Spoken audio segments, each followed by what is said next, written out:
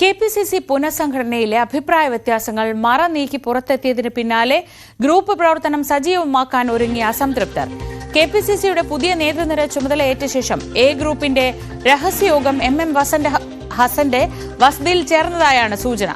കൊടിക്കുന്നിൽ സുരേഷ് നടത്തിയ വിമർശനം ഏറ്റെടുത്ത് ദളിത് സംഘടനകളും രംഗത്തെത്തിയിട്ടുണ്ട്.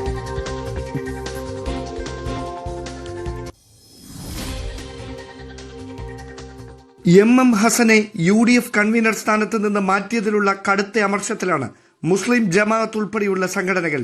അതേസമയം ഹസനെതിരായ നീക്കം എ ഗ്രൂപ്പിനോടുള്ള അവഗണനയായാണ് ഗ്രൂപ്പ് നേതൃത്വം വിലയിരുത്തുന്നത്.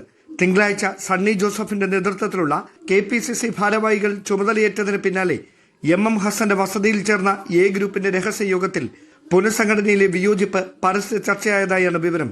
സ്വന്തം നില ഭദ്രമാക്കുന്നതിനായി ഗ്രൂപ്പ് സംവിധാനങ്ങളെ ഉപയോഗിച്ച യുവ നേതാവിനോട് ഇനി വിട്ടുവീഴ്ച വേണ്ടെന്നും നേതാക്കൾ യോഗത്തിൽ തുറന്നടിച്ചു.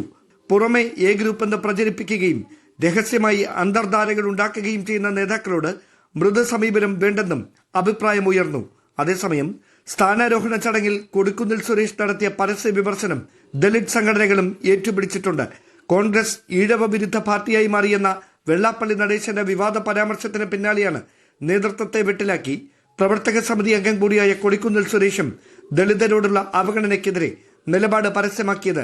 വരാനിരിക്കുന്ന DCC പുനഃസംഘടനയിൽ ഗ്രൂപ്പ് സമവാക്യങ്ങൾ പാലിക്കപ്പെട്ടില്ലെങ്കിൽ നിലപാട് കടുപ്പിക്കാനാണ് ഗ്രൂപ്പ് നേതാക്കളുടെ തീരുമാനം. അതിനിടെ ഗ്രൂപ്പ് പ്രവർത്തനങ്ങൾക്കെതിരെ വിട്ടുവീഴ്ചയില്ലാത്ത നിലപാട് സ്വീകരിക്കുമെന്ന് നേരത്തെ വ്യക്തമാക്കിയ ഹൈക്കമാൻഡ് പുതിയ സാഹചര്യങ്ങളോട് എങ്ങനെ പ്രതികരിക്കുമെന്നതാണ് ഇനി അറിയാനുള്ളത്. ഡാൻ കുര്യൻ, News 18, തിരുവനന്തപുരം.